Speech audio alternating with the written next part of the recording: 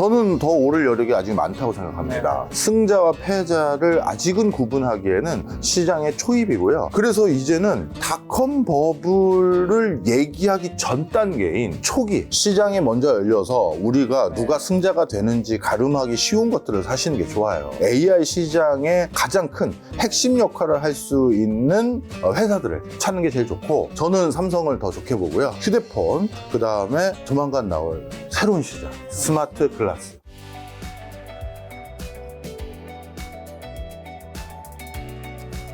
그래서 요즘 보니까 뭐 비트코인, S&P 500, 코스피, 뭐 안전자산, 위험자산 뭐 상관없이 동시에 오르고 있단 말이죠. 이러한 동반상승 원인은 뭐고, 끝물인가? 네. 아니면 버블은 원래 끝이 알 수 없으니까 네. 가지고 가야 되나? 어쨌든 원인이 뭐죠? 이거 왜 다 올라요? 네, 조금씩 오르는 원인의 차이는 있습니다만 그 근저에 깔린 거는 전 세계적으로 뿌려지고 있는 유동성의 공급, 이게 가장 큰 이유 중에 하나입니다. 사실 뭐 상식적인 거죠. 뭐 경제 교과서에서 나올 정도로 돈이 많이 뿌려지면 돈의 가치는 떨어지고 상대적으로 투자 자산들의 가치가 올라갈 수밖에 없습니다. 그렇죠. 뭔가 유동성이 공급됐는데 이 돈들을 가만히 놀리고 있으면 다 손해잖아요. 그러다 보니까 기관도, 개인도, 또 기업도 이 돈을 어딘가는 다시 굴려야 내가 상대적 손실, 그리고 상대적 빈곤을 막을 수가 있는데, 그러다 보니 이 돈들이 주식시장으로도 흘러가고 부동산 시장으로도 흘러가고 또 금과 또 비트코인으로도 흘러가게 되는 것입니다. 따라서 요즘 주변에 다들 내가 사실 몰랐는데 투자에 재능이 있더라고 하는 분들이 많아지는 가장 근저의 맥락은 계속 공급되고 있는 유동성, 이렇게 보시면 될 것 같고요. 그 다음에 이 유동성의 차원에서 한 가지 플러스 알파로 투자하는 사람들에겐 긍정적인 신호가 이제 본격적으로 금리 인하 기조에 들어설 거 아니겠습니까? 10월에 또 있죠, FOMC가. 그럼요. 그리고 트럼프가 이미 어느 정도 강경 노선을 취하고 있는지 이번 봤잖아요. 연준을 쥐고 흔들어대는 모습들을. 그리고 내년 5월쯤이면 이제 파월 연준 의장도 임기가 만료되고, 그럼 이거 뭐 트럼프 입맛에 쏙 맞는 사람을 내년부터 앉혀놓고 이 내년에는 뭐 미국이 마이너스 금리하는 거 아닌가 뭐 이런 생각이 들 정도로 고강도 금리 인하가 생길 것 같은데, 이 역시도 돈값을 떨어뜨리는 대표적인 제스처이기 때문에 당연히 투자 자산 시장에는 높은 상승 여력을 가져다 줄 수밖에 없는 겁니다. 이게 가장 근저에 깔린 거고요. 거기다가 개별적으로 오르는 요소들은 좀 차이가 또 하나 더 있어요. 일단 금과 비트코인은 세계적으로 높아지고 있는 불안전성에 대한 어떤 대안, 이렇게 보시면 됩니다. 예를 들어서 불안전성이라고 하면 지금 끝나지 않고 있는 전쟁들, 러우 전쟁을 비롯해서 그 다음에 중동발 전쟁, 중동에선 막 이스라엘이 다시 카타르를 공격하지 않나, 오히려 확전의 분위기도 있는 게 사실이었고요. 그 다음에 국가 간의 전쟁은 아니고 국내적인 소요들이 많았습니다. 대표적으로 네팔은 뭐 총리가 빤스바람으로 돌아다니질 않나 쫓겨가지고요. 그 다음에 인도네시아에서도 지금 난리가 났었고요. 그 다음에 필리핀이 대규모 시위가 지금 예고되어 있습니다. 곧 우리 할 거다. SNS로 필리핀의 MZ세대들이 우리 언제 결집하자, 이걸 이미 공고를 했어요. 그 다음에 프랑스도 이 15시간 만에 내각이 지금 해산을 다시 했거든요. 이런 모든 것들은 국내적인 소요가 많아지고, 이런 건 언제 폭도로 바뀌거나 뭐 쿠데타로 바뀔지 모르는 거잖아요. 그래서 자산가들 입장에서는 이럴 때 가장 안전지향적인 것으로 포트를 더 짤 수밖에 없습니다. 그게 바로 이제 금과 비트코인이라고 할 수 있겠죠. 그 다음에 요즘은 전 세계적으로 산업 패러다임이 근본적으로 바뀌는 시점입니다. 그래서 저도 지금 하고 있는 뭐 프로젝트 2개가 업의 정의를 다시 내리는 거예요. 우리 업의 본질은 뭘까요를 물어보는 회사가 2군데가 있었어요. 하나는 보험회사고요. 하나는 우리로 따지면 요즘은 이런 표현 많이 쓰죠. 모빌리티. 이쪽이 우리가 과연 이 자율주행 시대, 로봇 시대, 그 다음에 인공지능 시대에 우리 업을 이렇게 과거처럼 할 수 없을 것 같은데, 그렇다면 우리 업의 본질은 어떻게 바뀌는지 거기에 대해서 진단해 주시고 하면서 뭐 하는 프로젝트가 있거든요. 이제 그런 것들은 전부 미래에 대한 새로운 기대감과 내러티브를 만듭니다. 그랬을 때 항상 미래가 바뀔 때는 판도가 바뀌고 가장 치고 나가는 기업의 서열이 바뀌는 거거든요. 그러다 보니 S&P 500이라든가 코스피라든가 이런 부분에서 미래를 그려갈 것 같은 회사들에 대해서 지금 선망의식도 생겼고 돈이 거기 또 몰리는 거죠. 이런 것들이 다 지금 동시다발적으로 맞물리다 보니까 어떤 이유로든 투자한 사람들이 내가 요즘 하는 것 같아 이런 소리 많이 하시고, 가장 안타까운 게 가장 보수적인 투자자들이에요. 현금 가지고 예금하신 분들. 맞아요. 정기 예적금 같은 거밖에 뭐 난 믿을 거 없고 난 이런 거밖에 몰라. 한 푼 두 푼 모아야지 하시는 분들만 솔직히 좀 송구한 표현입니다만 상대적 박탈감에 시달리죠. 예. 뭐 1년 냉큼 모아서 받은 이자율이라는 게 5%도 안 되는 수준이니 이거는 뭐 지금 어느 종목을 투자해도 한 일주일만 들고 있어도 나올 수 있는 수익에 가깝다 이렇게 얘기해도 과언이 아니잖아요. 그러니까 뭐 그런 상황인 거죠. 지금 만약에 이제 이런 거 상대 박탈감에 뭐 이제 사실은 한국에 어쨌든 서울의 부동산도 오르고 있으니까요. 이 중에서 들어간다면 어디에 좀 더 관심을 가지는 게 좋을까요? 한국 주식, 미국 주식, 금, 비트코인, 부동산. 상승률이라는 여력으로 따졌을 때는요, 주식시장에서 앞으로 분위기 타고 있는, 진짜 날개 피기 시작한 종목 잘 선정해서, 거기에 투자하는 것도 수익률 차원에선 단기간에 높은 수익률을 그릴 수 있고요. 그 종목이 뭔지는 또 이따 얘기할 기회가 있겠죠? 그 다음에 또 한 가지는 지금 분위기로 봐서는 연말까지 비트코인을 비롯해서 가상자산 시장도 만만치 않은 흐름일 것 같아요. 그래서 이 두 가지가 수익률 차원에서 우리가 가장 관심을 둬야 될 부분이다. 그러니까 S&P, 코스피, 그 다음에 비트코인을 꼽을 수가 있고, 금은 저도 머리 굵어서 투자한 지가 한 20년이 넘었습니다만 이렇게 단기간에 무슨 주식처럼 급등한 건 처음 봤습니다. 따라서 야 이거는 좀 금의 속성이라고 보기엔 너무 가파르게 오른다. 그래서 앞으로도 수익률 차원에서 이런 속도감을 계속 유지할 것인가 라고 했었을 때 이제는 약간 한 템포 속도 조절은 좀 있지 않겠지 하는 생각을 가지고 있고요. 그래서 지금은 비트코인하고 S&P 500이나 코스피 같은 종목 잘 고르는 거, 그 다음에 부동산은 내년 지방선거 전까지 뭐 사실 뚜렷한 대안을 지금 못 찾고 있어요. 예. 그리고 내년 지방선거가 그래도 또 중요한 선거들 아니겠습니까? 정치인들 입장에선 거기에서 괜히 삐끗했다가 줄줄이 낙선할 수 있기 때문에 고압적인 수준의 부동산 규제라든가 강압책은 전례로 봤을 때 지금 한국의 몇 차례의 정권들의 어떤 전례로 봤을 때 쉽게 못 내놓습니다. 그러면 숨고르기 들어가는 게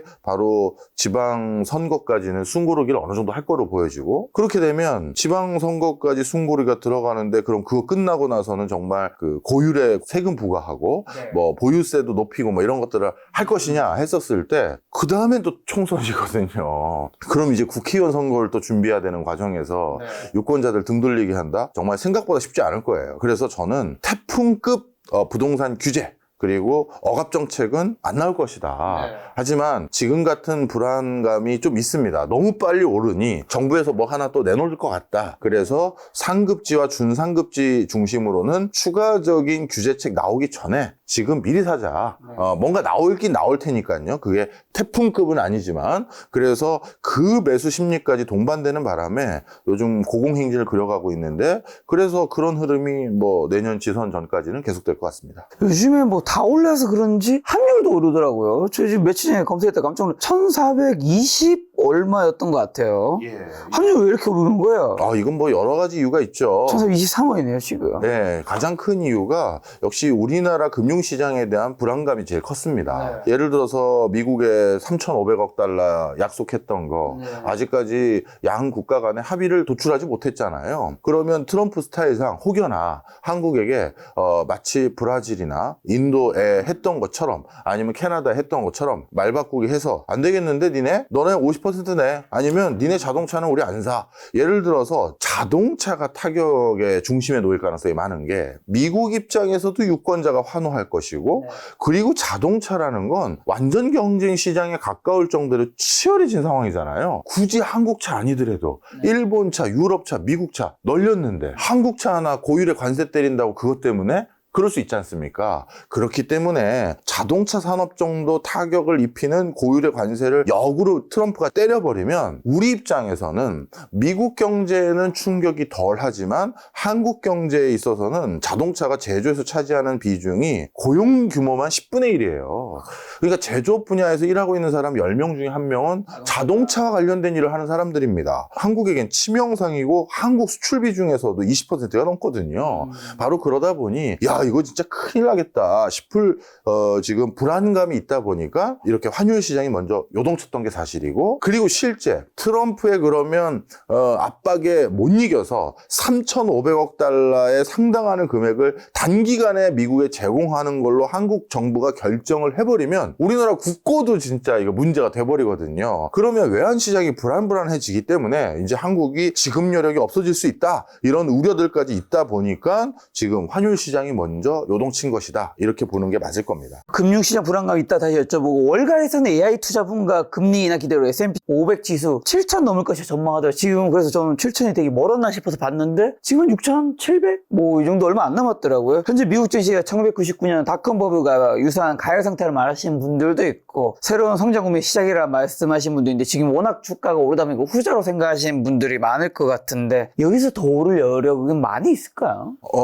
저는 더 오를 여력이 아직 많다고 생각합니다. 승자와 패자를 아직은 구분하기에는 시장의 초입이고요. 이제부터 본격적인 경쟁 구도에 들어갔다, 이렇게 표현하는 게 맞을 것 같아요. 우리가 AI 부분에서 앞으로 어느 정도의 시장 파일을 예측해야 되는지도 계속 계산 산식이 달라지고 있어요. 왜냐하면 새로운 애드한 기능들이 부과되고 있고 AI를 기반으로 한 새로운 서비스 시스템이 첨가되기 시작했거든요. 그러다 보니까 파일을 스스로 더 키우고 있는데, 불과 한 1년 반, 2년 전에는 AI 그러면 우리가 그냥 챗GPT라고 불렀지 않습니까? 그만큼 챗GPT가 대명사였고, 챗GPT라는 한 회사의 브랜드가 일반 명사처럼 사용됐던 것이 사실인데, 이제는 어떻게 됐느냐? 와, 완전 군웅할거로 가는 것 같아요. 구글이 후발주자였지만 전열을 가다듬어서 요즘 제미나이 써보면 옛날과 제미나이 달라졌는데 이런 것들이 만만치 않은 수준이 됐고요. 구글도 워낙 총알이 많다 보니까 이제 제미나이 알리겠다고 구글 본체인 크롬 서비스에 연동해서 진행하는 서비스뿐만 아니라, 우리 당분간 구글에서는 제미나이 무료로 뿌려버릴게 하면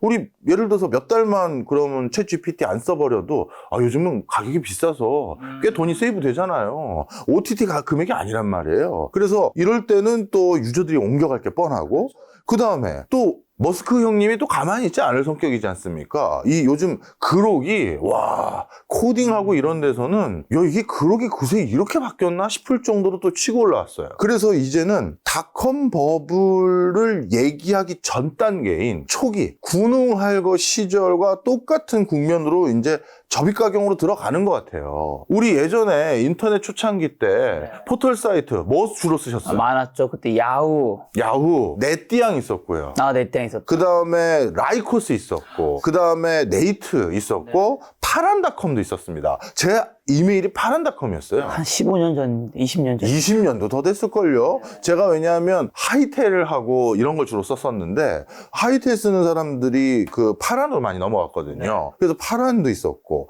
그 다음에 라이코스 얘기했고, 하여튼 뭐 이거 많고 많았었죠. 다 사라졌습니다. 그리고 딱 두 개인 네이버랑 다음이 남았어요. 그런데 지금이 그런 군웅할거 기간으로 들어가는 거예요. 그러면 제미나이, 그록, 그 다음에 뭐 챗 GPT, 뭐 퍼플렉시티, 이런 모든 것들이 다 살아남을 것인지, 아니면 위상 정립이 돼서 예를 들어서 학술적인 목적으로는 어느 게 주로 쓰이고 전방위적인 포털 같은 역할은 어떻게 하고, 뭐 이런 식으로 이제 나름대로 생태계가 정리될 때까지는 뭐가 승자인지 모르기 때문에 나름대로의 내러티브와 기대감으로 돈이 실질보다는 더 쏠림 현상이 있을 수 있습니다. 그러다 보니까 지금은 과열과 성장이라는 단어가 같이 붙어있는 시기예요. 그리고 이 다음에 교통 정리가 됐을 때 누군가는 내가 종목 잘못 선택했네 하면서 빠지기 시작할 거고, 누군가는 이제 치고 올라가서, 예전에 우리 이런 소리 많이 하죠. 2007, 8년 때 애플 샀으면 내가 지금 이렇게 안 산다, 이런 소리 하는 것처럼 그 경지까지 올라가는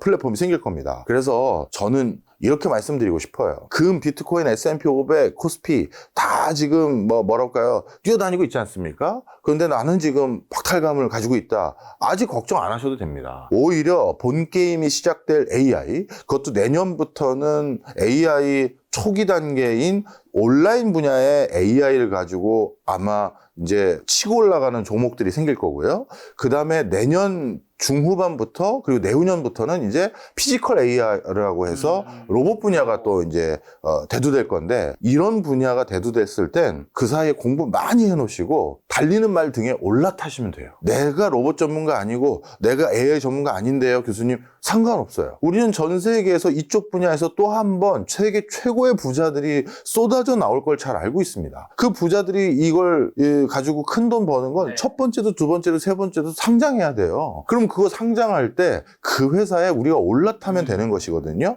따라서 시장에 대한 이해도를 정말 높여주시는 게 무엇보다 중요하다, 이렇게 말씀드립니다. 누가 살아남을 것 같으세요? 제 생각에는요, 아직까지는 답을 정할 수가 없고요. 오히려 제가 요즘은, 저는 이제 전문 투자만 했던 사람들에 비해서 오히려 그분들이 저한테 가끔 전화를 하실 때가 있어요. 왜냐하면 투자의 맥락과 판단 요소가 바뀌어버렸어요. 예전에는 말 그대로 시장 원리였어요. 누가 더 싸게 서비스 제공한다는데, 야, 누가 마케팅 더 잘했는데, 누가 더 빨리 신시장 분야로 치고 나갔는데, 이걸로 판단을 했는데, 지금 그게 아니에요. 많은 국가의 공권력이, 거버넌스가 뒤에서 밀어주고, 또, 야, 저쪽 못 들어오게 막아. 그리고 저쪽 기술을 육성하기 위해서 제 거를 세계 표준 기술로 아예 선정해버려. 이런 상황이 됐거든요. 그러니까 거버넌스에 대한 행보를 잘 이해하고 거기에 대해서 부합하는 행보를 해가야 되는데, 사실 저야 뭐 정부기관에서 상당히 기간 일을 또 해봤기 때문에 그런 맥락에서 조금 이해도가 조금 더 높아요. 그랬을 때 아직까지는 아무것도 결정된 거 없다, 이렇게 생각하시면 되겠고, 본 게임은 내년부터다. 그래서 각 회사가 가지고 있는 기술적인 요소들, 그리고 각 정부들이 가지고 있는 행보들, 이런 것들 기반으로 고민하시면 되고요. 제가 하나 구체적으로 얘기를 들면, 저한테 요즘 가장 많이 문의 들어오는 것은 스테이블 코인입니다. 왜냐하면 네이버, 두나무랑 인수합병을 했단 말이에요. 그러면 이제 네이버 어떻게 되는 겁니까? 두나무 어떻게 되는 겁니까? 스테이블 코인 시장은 어떻게 바라봐야 되나요? 이런 거 많이 물어보신단 말이에요. 그런데 이 시장이 부스트를 킬지 안 킬지는 정부에서 원화 스테이블 코인에 대한 지금 법규 만들려고 하잖아요. 그리고 두나무를 비롯해서 네이버, 이런 회사들의 금산분리라는 근본적인 우리나라의 산업정책을 완화해 줄 거냐. 그러면 이 얘기는 근본적으로 완화한다는 건 삼성이나 LG가 또는 현대차가 은행을 소유해도 된다는 얘기랑 똑같은 거거든요. 그러면 제조는 안 되고 가상자산이나 이런 테크 기업들만 일부 허용해 줄 건지, 이런 것들에 따라서 그 다음 행보가 달라지는 거예요. 그래서 그런 것들에 대한 관전 포인트를 꼭 같이 가지고 가셔야 투자의 길목을 잡을 수가 있습니다. 스테이블 코인은 예전에 우리 몇 년 전에 겪었던 NFT나 메타버스처럼 뭐 물론 여전히 발전되고 있겠지만 좀 이따 사라질 만한 키워드는 아니라고 보시나요? 아닌 것 같아요. 왜냐하면 미국 정부에서는 스테이블 코인 전부는 아닙니다만 미국에서 공인하겠다는 일부 스테이블 코인을 적극 지원해주고 있고요. 그런 관점에서 미국에 공인받지 않았던 대표적인 스테이블 코인들, 테더 같은 경우도 본인들이 테더는 서클하고 다릅니다. 미국에서 공인을 해주는 스테이블 코인 형태가 아니거든요. 그럼에도 불구하고 전 세계에서 1등 스테이블 코인 시장을 가지고 있는 건 사실이기 때문에, 그럼 본인들이 가지고 있는 익명성과 제도권 밖에서 가지고 있는 그 확장력을 어떻게 보면 포기하고 미국 정부가 인정하는 검인을 받기 위해서 제도권으로 들어올 것이냐 했을 때 테더는 묘수를 가지고 온 것 같아요. 본인들이 제도권 밖에 있는 스테이블 코인은 그거대로 놔두고 제도권 안에 들어오는 새로운 스테이블 코인을 또 만들기로 이미 계획을 발표했어요. 그러면 이게 각 정부가 가져다주는 공신력의 위력과 힘이라는 게 이런 거거든요. 그러다 보니까 세계 최고의 스테이블 코인 회사도 움직임을 선회했고, 그리고 미국 공인을 딱 찍어주니까 서클이 치고 올라가는 수준은 어마어마하거든요. 뿐만 아니라 이더리움이라든가 다른 회사들도 우리도 스테이블 코인성 사업 모델을 하나씩 지금 제시하고 있는 상황이에요. 그러다 보니 이런 것들은 분명 이전에 NFT라든가 그리고 그 밖에 다른 코인들과는 달리 이미 정부가 먼저 선제적으로 이 시장 우리가 육성하겠습니다 발표를 한 거기 때문에 그 흐름과 기조가 사뭇 다를 거다, 이렇게 보시면 되겠습니다. 자, 다시 예를 들어서 그럼 AI 설비 투자가 향후 2년간 뭐 20% 감소할 경우 S&P 500갭이 EPS 주당 순이익이 감소할 수 있다는 경고도 있던데, AI 투자가 예상치 못해 꺾일 가능성은 없나요? 저는 그럴 가능성이 없다고 생각합니다. 어떤 나라든 AI에서 선도적인 어떤 흐름을 가져가기 가기 위해서는 우리 예전에 인터넷 시절과 똑같이 생각하시면 좋을 것 같아요. 미국은 좀 예외이긴 합니다만, 미국은 예외이긴 합니다만, 전 세계에서 IT 초강대국으로 급부상했던 나라들의 공통분모, 전부 망부터 깔았습니다. 그 당시는 우리나라는 IMF 외환위기에서 김대중 대통령 시절에 국난을 극복해야 될 1차적인 숙제가 있었어요. 그때 당시 DJ께서 어떻게 하면 우리가 이 경제 난국을 돌파할 수 있을까? 그걸 논의하기 위해서 세계적인 팝 아티스트인 마이클 잭슨도 직접 만나서 한국에 투자 좀 해주게 했더니 사실 그거는 정치적 쇼였던 걸로 확인이 되긴 했어요. 뭐 그래도 일국의 수장으로서 뭐라도 해야 된다는 생각 때문에 초대해서 뭐 마이클 잭슨에게 투자 좀 해달라 했더니 마이클 잭슨이 한국 정서 모르고 망언만 하고 갔어요. 내가 섬을 사고 싶다 한국에 막 이런 소리나 하고 국민들이 상당히 좀 우려할 만한 목소리를 냈지만 하여튼 또 실제 투자로도 잘 이루어지진 않았고요. 그런데 그때 누굴 또 데려왔냐 하면 일본의 손정희를 데려와서 얘기를 나눴습니다. 우리 한국이 어려운 상황인데 자네는 최고의 전 세계 갑부 중에 하나가 됐고 일본 최고의 갑부 중에 한 사람이 됐는데 우리가 지금 뭘 해야 되느냐 그랬더니 그때 손정희 회장이 내가 3가지를 말하겠다 해놓고선 뭐라고 했냐면 첫째도 브로드밴드, 둘째도 브로드밴드, 셋째도 브로드밴드다. 망가세요예요. 앞으로 본격적으로 인터넷 시절이 창궐할 텐데 그런데 그게 발달하고 거기에 투자하고 거기에서 새로운 기업들을 육성하기 위해서는 기업들이 뛰어놀 수 있는 아주 쾌적한 터전을 만들어줘야 되잖아요. 그런데 계속 모뎀 쓰고 있어서 그거 되겠느냐. 바로 초고속 인터넷망 이걸 깔아줘야 그걸 기반으로 사업을 하겠다는 사람들이 아이디어도 편하게 내고 그쪽 분야에 투자도 생기고 하는 거 아니냐. 그래야 경제가 돈다는 얘기를 해준 거거든요. 지금이 바로 그 순간입니다. AI 분야에 거기에요. 그러다 보니까 우리나라에서 최근 잘 나가는 기업들 중에 대표적인 기업군이 바로 이 미국에서 에너지 설비 깔 때 그때 변전기, 변압기 납품하는 회사들 그 다음에 전선이나 이런 것들 납품할 수 있는 회사들이 또 각광을 받고 있는 게 사실이고 자 그래서 아직까지는 AI의 본격적인 우리가 활용이 미국을 비롯해서 전 세계에서 제대로 아직 하고 있는 나라도 없어요.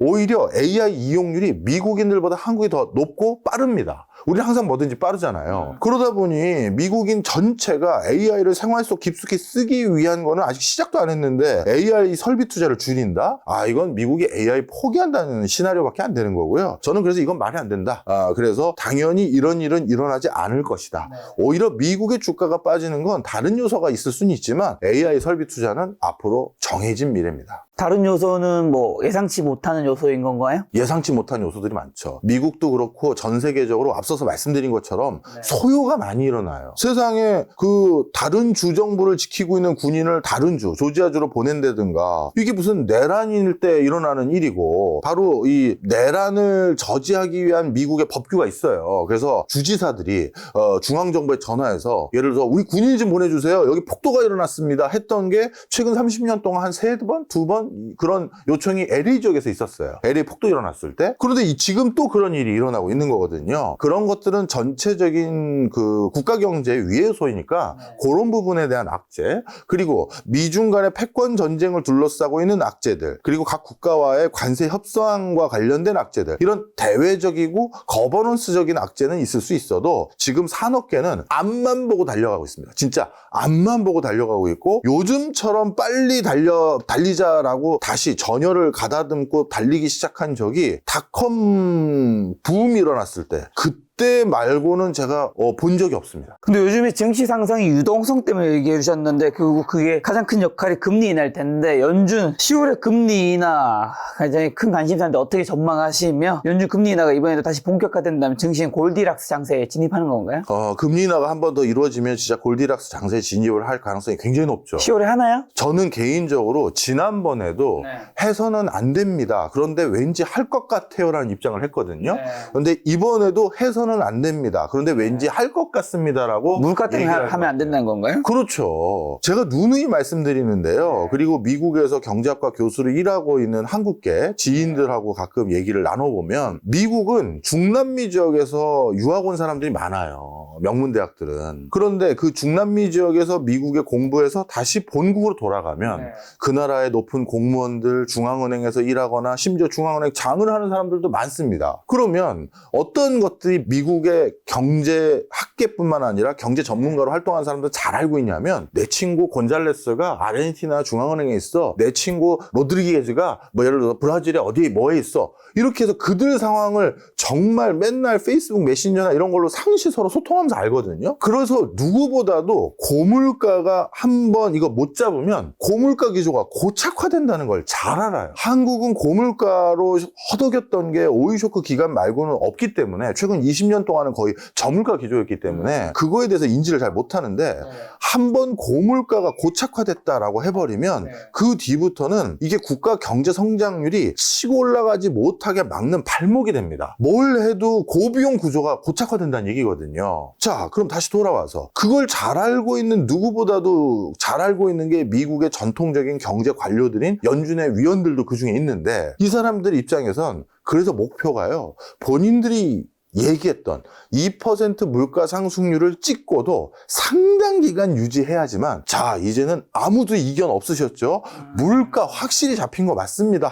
그래야 금리를 본격적으로 인하하는 거예요. 그런데 그럼 저한테 이렇게 반문하시는 분들 계시겠죠. 그럼 교수님 미국에서 지금 고용 상황이 계속 안 좋아지고 있고 경기와 관련돼서 지금 우려의 목소리가 높아지는데 그거는 연준이어서 그냥 못 본 척 하라는 얘기입니까? 아닙니다. 자, 그런데 지금 미국의 고용 상황을 경기 악화의 시그널로만 해석하기는 좀 애매한 면이 있어요. 지금 미국에서 가장 고용을 빠르게 해고하고 있는 주력 산업군이 AI, 바로 미국의 5대 빅테크 기업들과 그걸 근처에 같이 서포트하고 있는 어떻게 보면 부수적인 서비스를 제공하는 회사들이 대규모 구조조정을 하고 있는 상황입니다. 왜? 본인들의 혁신의 결과로 사람을 자르는 거지. 지금 뭐 당기 순이익이 뭐 적자로 돌아섰다든가 영업이익률이 낮아지기 시작해서 자르는 게 아니에요. 오히려 본인들은 더 치고 나가고 있는데 야 이제 이 인력은 필요 없어진 거거든요. 따라서 지금 미국의 고용시장이 안 좋고 신규 채용 공고가 덜 나게 되는 걸 이게 경기 악화로 해석할 게 아니라 또 다른 경기 부스트의 성과 지표라고도 볼 수 있거든요. 그래서 지금 미국에서는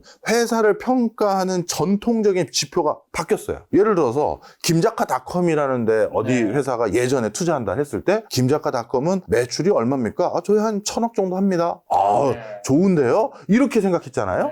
근데 이제는 하나를 더 물어봐요. 몇 명이 직원이세요? 1,000억 하는데 저희 1,000명이 있습니다랑 1,000억 하는데 저 1인 기업인데요. 지금 미국엔 그런 회사가 있습니다. 1인 기업인데 1,000억 한다? 이게 더 임팩트 있죠. 그렇죠. 다 먹는 거니까. 그렇죠. 그리고 나머지는 투자하면 주주들하고만 쉐어할 게 있지 뭐가 더 있겠어요. 자, 그러다 보니 지금은 성과 지표가 인당 얼마입니까? 라는 걸로 변화되면서 성과를 그걸로 잡는데 그런 흐름으로 바뀌어가고 있는데 고용을 유지하는 기업? 아직도 저 기업은 구태의연하네. 이 시그널마저 들 수가 있는 거예요. 자, 다시 돌아와서 그래서 지금 미국에서 고용 지표가 자꾸 꺾이는 것을 무작정 네거티브하게 해석할 수 있는 여지도 아니거든요. 그러면 연준 입장에서는 지금 고용 지표가 안 좋아지고 경기와 관련돼서 여러 가지 우리가 그동안 참고해왔던 지표들 중에 뭐 신규 채용 그 의사가 있는지 뭐 이런 것들도 당분간 홀드되는 걸 나쁘게만 해석할 수는 없고 그럼 오히려 숙제인 본인들의 가장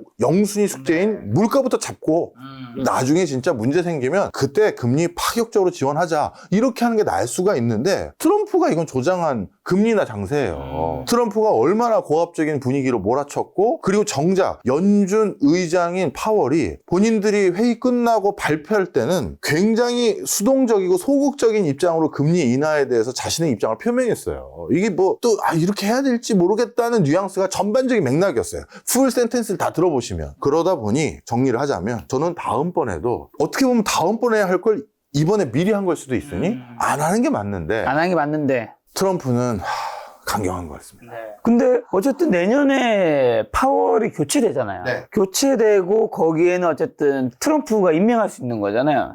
그 사람을 자를 수는 없지만 그렇기 때문에 사실 금리 인하의 방향은 완전히 결정되었다고 볼 수 있는 거 아닌가요? 웬만한 뭐 대통령이 이미 트럼프인 거고 트럼프가 그 방향으로 너무 강하게 얘기하고 있기 때문에 금리 인하를 앞으로 몇 번을 하느냐가 차이인 거지 금리 인하 방향은 거의 사실상 이걸 100%라고 말하기도 힘든 상황이 아닌가. 아니라고 말하기 힘든. 맞습니다. 그래서 앞서 말씀드린 것처럼 금리 인하 기조가 기정사실화 돼버렸어요. 그리고 트럼프 입장에서는 지금 본인 숙제, 이게 지금 서로 자기 숙제 푸냐 정신이 없는 거예요. 트럼프는 미 정부의 재정적자 해결해야 되고 국가 부채 문제 해결해야 되는데 여기에는 금리가 기준금리만 조금 인하해줘도 국채이자 부담이 굉장히 경감되거든요. 그러니 본인 숙제 풀려고 지금 압박을 엄청나게 하니 그 숙제 안 풀리고 있고 미 재무부 입장에서는 2040년까지 미국 국가 채무는 더 늘어날 수밖에 없는 상황입니다라고 스스로 자조적인 보고서를 냈는데 그런 상황에서 당연히 고강도 금리 인하를 요구할 수밖에 없다. 바로 그 이유 때문에 요즘 증시가 또 달려가는 이유도 있다. 이렇게 말씀드린 거죠.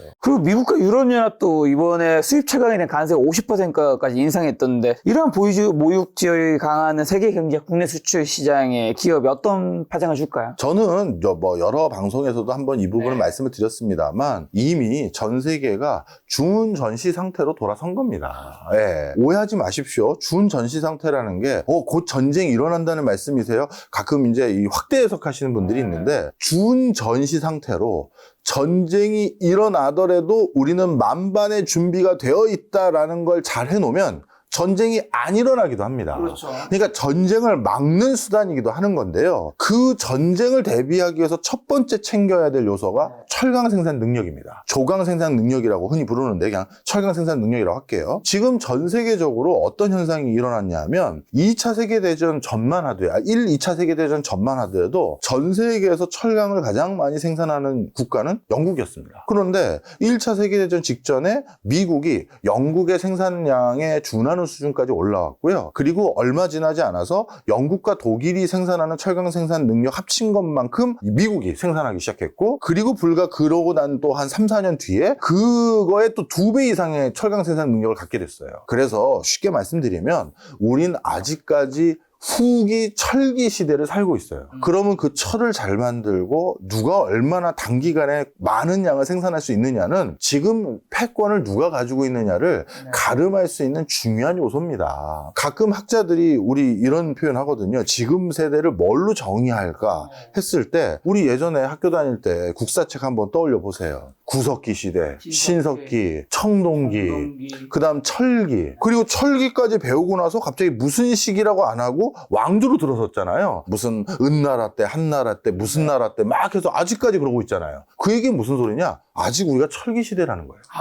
그 철기 시대를 세분화해서 배운 거일 뿐이에요. 물론 일부 학자들은 소수지만 플라스틱 시대를 따로 구분해야 된다. 그게 또 인류의 큰 혁신이었기 때문이다 하긴 하지만 그래도 철이 근간인 건 아직도 뻔합니다. 우리 주변에 있는 물건들 중에서 지금 철 없으면 이거 다 없어지는 거잖아요. 자, 그래서 지금은 아주 고도화된 후기 철기 시대인데 이런 상황에서 지금 철강 생산 능력 어떻게 됐느냐? 전 세계 철 생산량의 50%를 중국이 합니다. 그리고 13%에서 15% 가까이를 두 번째가 인도예요. 그리고 러시아가 또 한 10% 안 되게 합니다. 그러면 가장 브릭스에 해계되는 국가 이 세 나라가 전 세계 철강 생산 능력의 70% 가까이를 좌우하는 거예요. 그럼 만약에 이런 상황에서 진짜 전쟁 났어요. 그럼 탱크, 장갑차, 미사일, 뭐 전투기 이거 대량 생산해서 쏟아 부어야 되는데 게임이 안 되는 거죠. 그러다 보니 야 이거 안 되겠다. 우리 제조를 지키는 거는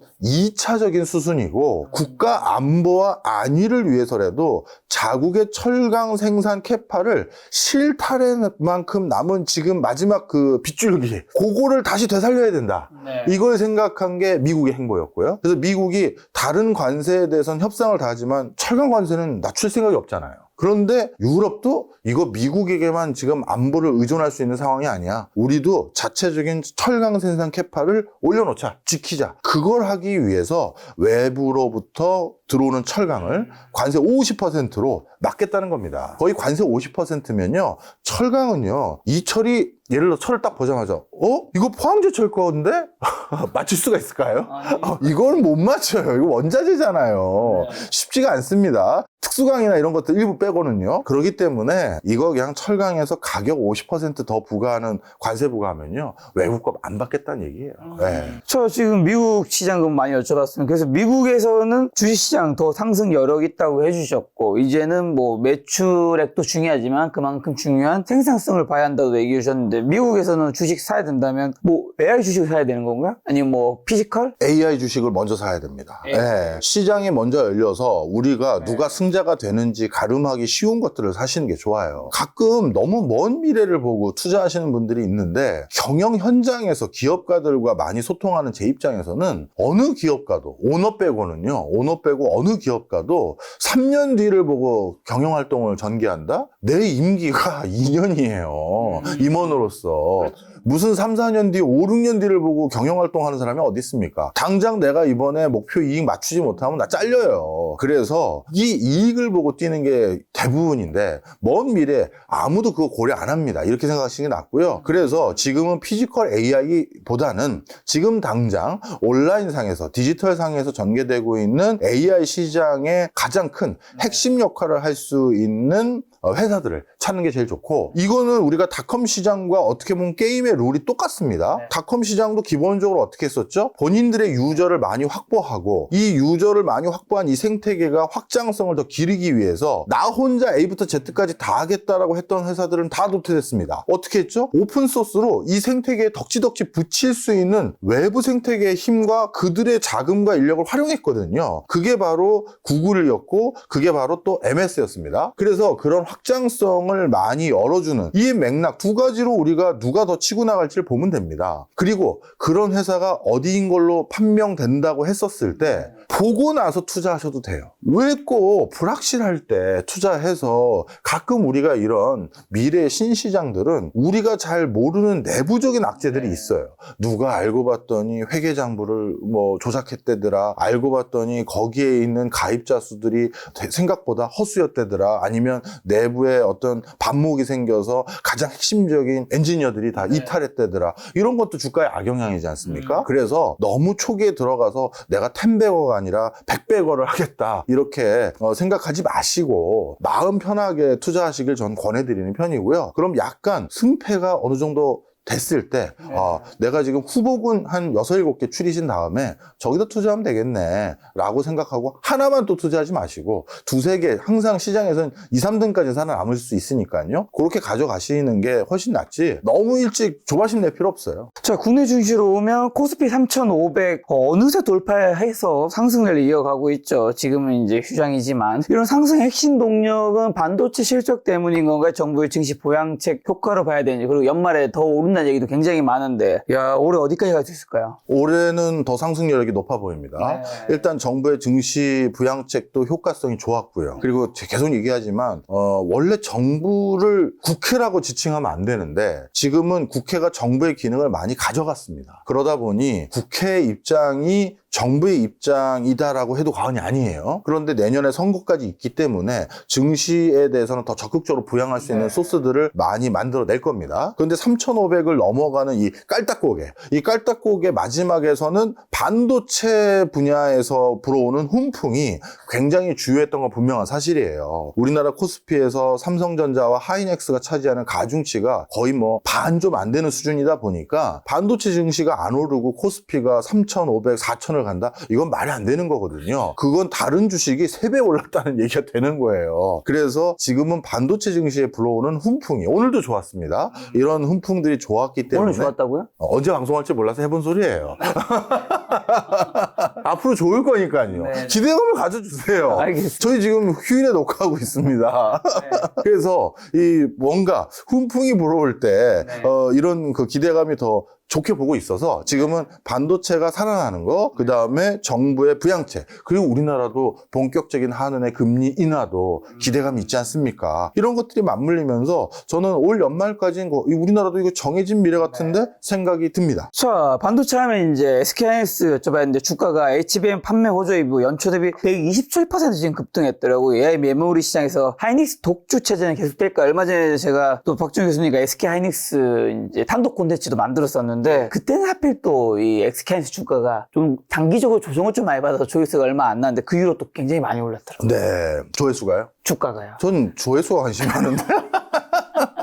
주가가 오르면 저기서 다시 오르겠죠. 아, 그렇군요. 예. 그 뒤로도 호재는 많이 있죠. 그렇지만 이제 HBM 독주다라는 단어를 가지고 주가가 오르는 건 슬슬 끝나가는 것 같아요. 제가 오늘 속보를 하나 봤는데 삼성전자가 이제 엔비디아의 납품이 결정된 걸로. 아, 정말요? 예. 다시 한 번만 확인해 보겠습니다. 지금 SK하이닉스는 39만 5,500원이네요. 지금 가격이 40만 원을 골 돌파하기 직전이네요. 삼성전자가 그런 일이 있었나요? 단독이라고 뉴스원에서 나왔습니다. 네. 탑재 확정. 확정. 젠슨항 서신 보냈다. 네. 그럼 딴 데서는 왜 뉴스가 별로 없죠? 오보일 수도 있겠네요. 단독이니까. 아니, 딴 데서는 안 보이는 것 같아서요. 그쵸? 아마 연휴 기간이라서. 아, 연휴 기간이라서. 네. 삼성전자인데? 삼성전자 기사가 이렇게 안 퍼지기 쉽진 않아요. 어쨌든 여러분 여기 10시간 전에 뉴스원에서 나왔고, 네. 딴 데서는 없는 것 같긴 한데, 어쨌든 나왔을 수 있죠. 이게 단독이면요, 제 생각엔 이런 것 같아요. 명절 때 일가 친척 중에 삼성전자 다니는 사람에게 네. 제사상에서 밥 먹다가 들은 거죠.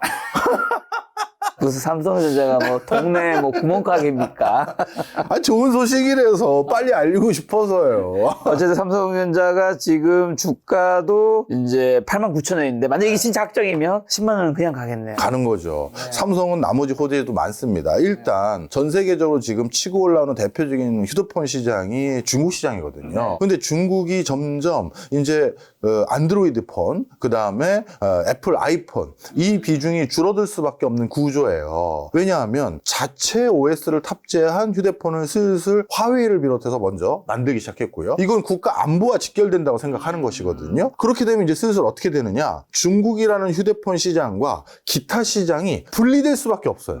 아니면 양쪽에서 뭔가 똑같이 구현되는 앱과 솔루션을 제공하기 위해서는 코스트가 그만큼 더 드는 겁니다. 그러니까 회사의 재무 여력이나 어떤 신규 투자를 할 수 있는 여력이 약화되는 거죠. 자, 그런 과정에서 이제 슬슬 중국 휴대폰에 대해서 그동안 우리가 우려했던 이제 LG전자 휴대폰 잡아먹고 갤럭시까지 잡아먹혀서 갤럭시가 전 세계 2등 휴대폰 점유율을 가지고 있는 회사에서 3등, 4등, 5등, 6등 쭉쭉 밀리는 거 아니냐 이 우려 많이 했었는데 아닐 것 같다. 영미권을 비롯해서 미국의 우호적인 컨텐츠 비즈니스를 같이 쉐어하고 있는 생태계들. 전 세계에서 우리 넷플릭스 안 들어간 나라들 손에 꼽히거든요. 그래서 그런 것들에 대한 호환성까지 생각했었을 때, 자연스럽게 지금 판세가 중국의 휴대폰 시장의 세계 진출을 막아주는 분위기가 돼버렸어요. 그러면 삼성전자 입장에서는 HBM도 아직 뭐 단독이니까 최종 확정된 건 아니라고 봤을 때 반도체 시장에서도 지금 허들의 막바지에 있고 그 다음에 신규 이번에 그 오픈 AI와 AMD와 삼성이 제휴 맺은 거 있지 않습니까? 우리 오픈 AI는 새로운 반도체 칩셋의 시장으로 또 한번 치고 나가겠다. 이것도 계약이 됐고 그 다음에 테슬라하고도 또 반도체와 관련된 중장기 계약을 체결했잖아요. 물론 이것도 아직 공장도 안 지어져 있고 허허벌판이지만 일론 형이 내가 지금 반도체가 급해. 내가 공장 그거 어떻게 해야 될지 제조 현장 가서 하나하나 나도 디렉팅 하면서 얘기해 줄게. 이런 수준까지 온 거거든요. 자, 그래서 결론부터 말씀드리면 전 세계에서 반도체가 더 필요해진 시점이 돼버렸어요. 그런데 중국 거는 못 쓰게 됐거든요. 그러면 이제 남은 거는 바로 TSMC하고 삼성하고 SK하이닉스가 유일해요. 그런데 종합 반도체 회사는 SK하이닉스는 아직 아니거든요. 그러면 삼성에게 어쩔 수 없이 많은 고객들이 달려갈 수밖에 없는 거예요. 그냥 간단히 말씀드리면 이겁니다. 김 작가랑 우리 그럴 때도 있잖아요. 가끔 우리 어디 지방에 놀러 가거나 해외 갔어요. 근데 어디 유명한 맛집이라고 해서 딱 갔는데 줄이 1시간이야. 근데 우리 다음 일정이 있어. 그럼 우리 어떻게 합니까? 형, 옆에 있는 집에 여기서 그냥 먹고 가자. 그렇죠. 이렇게 되잖아요. 네. 바로 그 옆집이 삼성전자 같은 역할이에요. 지금 손님들이 급하니까 찾아오는 겁니다. 그래서 저도 뭐 몇 가지 방송에서 그때 5만 원 안 될 때였는데 전 당분간 가져갈 거다 했던 이유가 지금 상황이 이래요. 그럼 삼성전자, 하이닉스를 둘 다 좋게 보지만 지금은 삼성전자가 더 좋아 보인다가 정확한 입장이시겠네요. 저는 삼성을 더 좋게 보고요.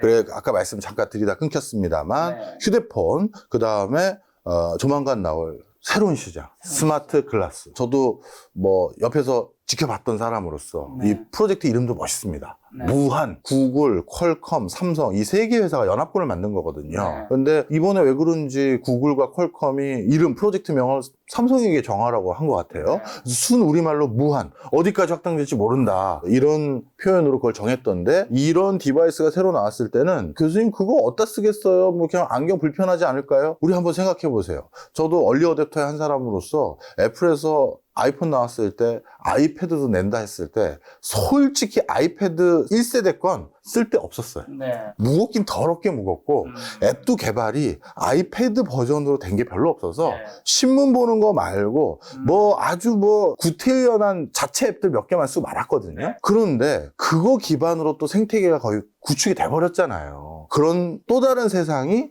이 스마트 글라스에서 또 열리기 직전입니다. 그러면 사람들이 이제 또 이렇게 되겠죠. 어느 순간인가. 휴대폰 샀고 갤럭시 탭 새로 나온 거 샀는데 갤럭시 글라스? 이것도 하나 사자. 시장이 더 커진 거예요. 더 간다. 자, 근데 요즘에 불확실성 높은 현재 시장에서 전문가들이 고배당 저PBR 가치주에 주목하라고 조언하시던데, 고배당주 투자 어떻게 보시면, 만약에 좋게 보신다면 어떤 섹터 추천하세요? 일단 정부가 계속 증시를 부양하기 위해서는 네. 어쩔 수 없이 은행, 직접적으로 은행장의 임명권을 거의 대통령이 행사하거든요. 그렇죠. 역대 그랬습니다. 공식적인 그 법령에는 뭐 프로세스가 적혀 있어요. 근데 대부분 고대 출신 대통령이 대통령 됐을 때 뭐 국민은행 장을 비롯해서 몇 개의 은행장이 고대 출신이 잔뜩 됐고, 이번에는 아직 다 바꾸진 않았습니다만 벌써 유력한 그 국책은행인 산업은행 회장은 정해졌는데, 역시 대통령과 동문인 중앙대 출신 분이 산업은행장이 되셨더라고요. 네. 뭐 그렇게 이제 바뀌어가는 겁니다. 예, 제가 뭐 저는 정치적으로 뭘 얘기하려는 의도가 아니라 그만큼 금융지주 회사들은, 그리고 상장된 회사들은 더더욱 정부의 입김으로부터 A부터 Z까지 자유로운 게 하나도 없어요. 시중은행이 이제 입김에서 자유롭지 않은 건 많은 분들이 알고 있죠. 그러면 자연스럽게 뭐 해야겠습니까? 증시 부양에 1조 해야 되는 거예요. 그럼 증시 부양에 1조 하기 위해선 당연히 배당 많이 주기 시작했다. 네. 그리고 자사주 소각도 시작했다. 이런 시그널을 가장 선도적으로 먼저 보여줘야 되지 않겠습니까? 네. 그걸 하는 1순위 회사군, 바로 그게 금융지주 회사들이고요. 은행을 좋게 보신다. 예, 그럼요. 그래서 저는 아직도 은행 주식 지금도 엄청 올랐어요. 저는 이것도 투자 전략상 하나 알아두시면 좋은데, 저는 뭔가 살 거 없을 때, 그럴 때는 현금으로 그 잔고에 그냥 넣어놓는 게 아니라 그냥 그 은행을 산다. 은행주를 사요. 여태까지 그랬습니다. 왜냐하면 운 좋아서 배당받을 수 있는 기간까지 제가 뭐 살지 몰라가지고 들고 있을 때도 있거든요. 그러는데 여태까지 은행들은 상대적으로 고배당을 해줬거든요. 웬만한 전기자 들어가는 예적금보다 배당 성향이 저 좋았어요. 네.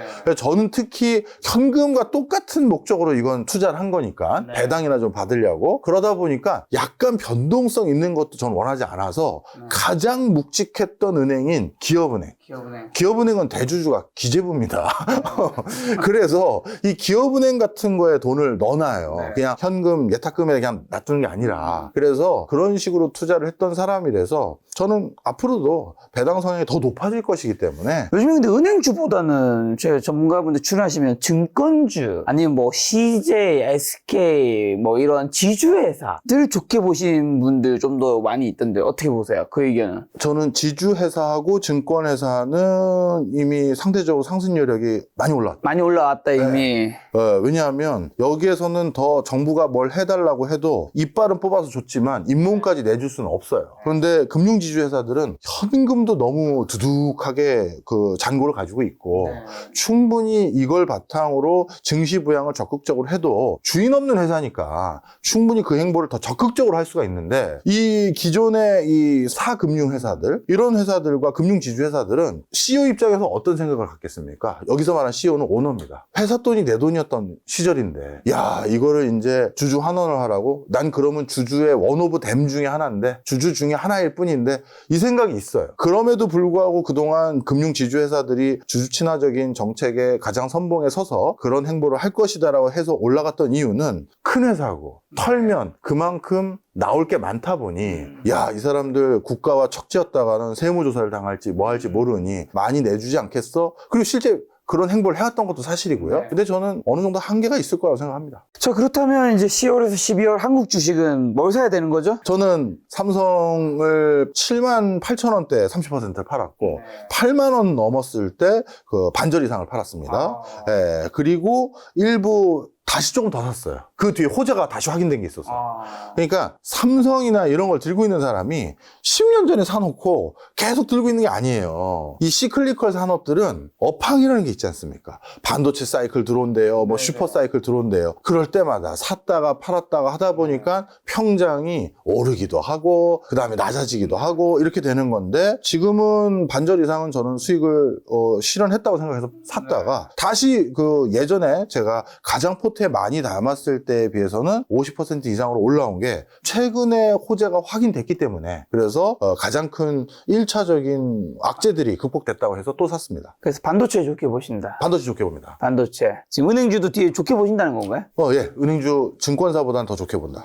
그럼 그 두 개를 생각하면 되는 걸까요? 또 다른 게 있나요? 다른 거는 지금 제 포트에는 국내 주식은 많지 않습니다. 예. 아, 왜요? 미국 주식이 훨씬 많으세요? 미국은 원래 또 많이 가지고 있는 편인데요. 그래도 개인 종목 차원에서 제일 많이 가지고 있었던 건 요즘은 뭐 워낙 많이 제뿐만 아니라 누가 뭐 유튜브에서 얘기하면 다 앞뒤를 찾아보시잖아요. 그렇죠. 저는 저 개인 종목별로는 삼성이 제일 크고요. 예.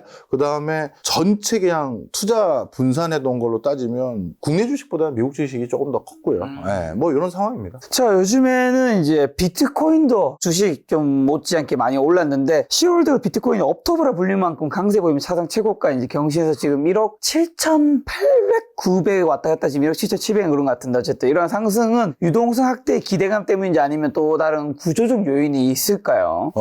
요즘 비트는 진짜 디지털 금이구나라고 해석했을 때 상당히 많은 것들이 해석이 잘 되는 것 같아요. 그래서 비트도 이렇게 봐주시면 좋을 것 같습니다.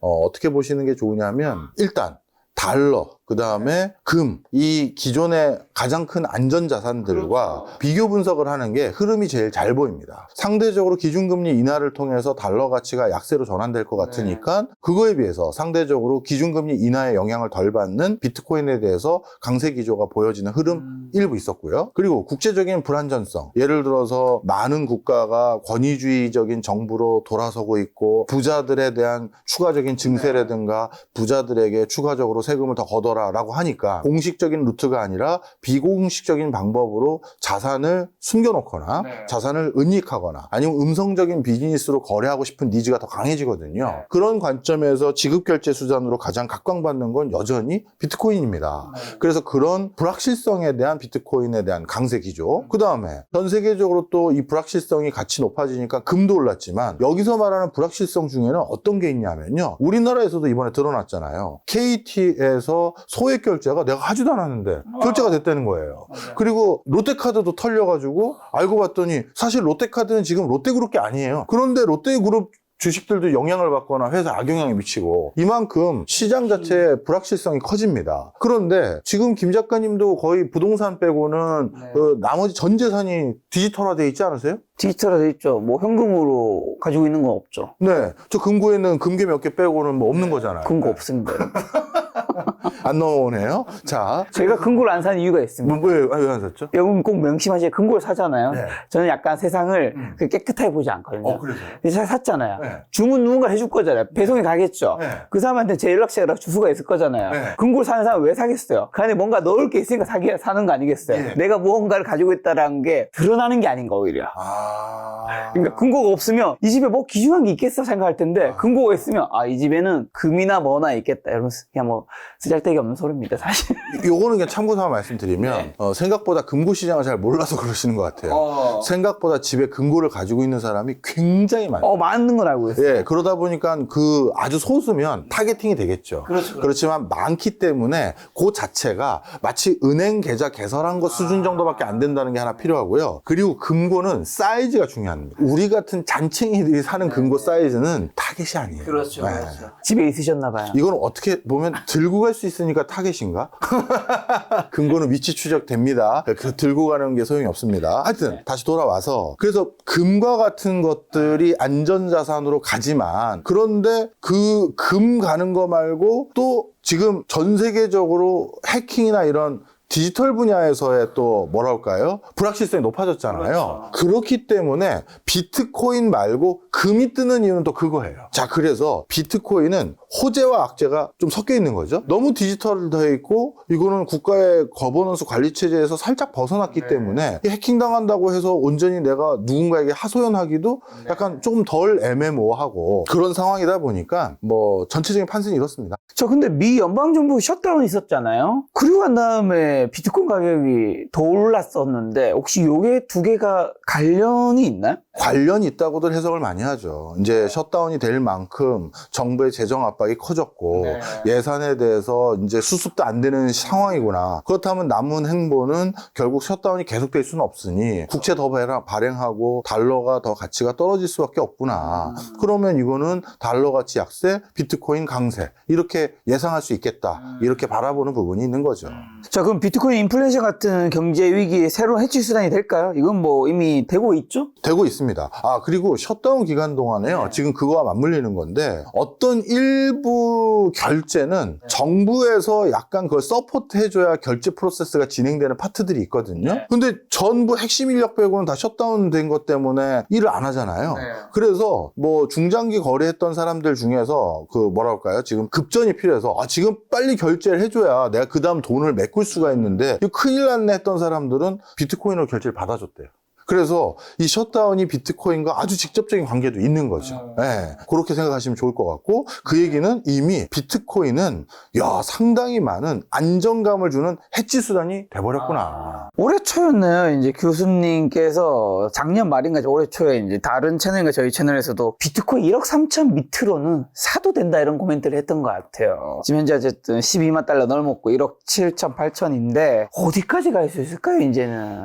앞서서도 제 투자 성향이 좀 드러났지만 전 약간 쫄보 성향이 있어요. 그래서 떨어질 때까지 아니면 또 보유했던 종목들에 대한 제가 확신이 있을 때는 다 팔진 않고 계속 수익 매매를 조금씩 합니다. 그래서 뭐 물론 이게 가능한 거는 많진 않아요. 처음에 아주 초기부터 들어가서 오랫동안 들고 있는 거나 평단이 되게 낮겠죠. 그죠? 근데 비트코인은 상대적으로 아까 뭐 제가 삼성처럼 뭐 15년, 20년 가까이 계속 우리나라에 증시 투자하면 삼성부터 사는 건 사실이니까요. 그런 수준으로 시작한 게 아니라 제게 비트코인을 전도했던 전도사님이세요. 접니다. 제가 올해 초인가요? 작년에 후쿠오카인가 뭐 교토 마라톤 갔을 때 끊임없이 계속 얘기했죠.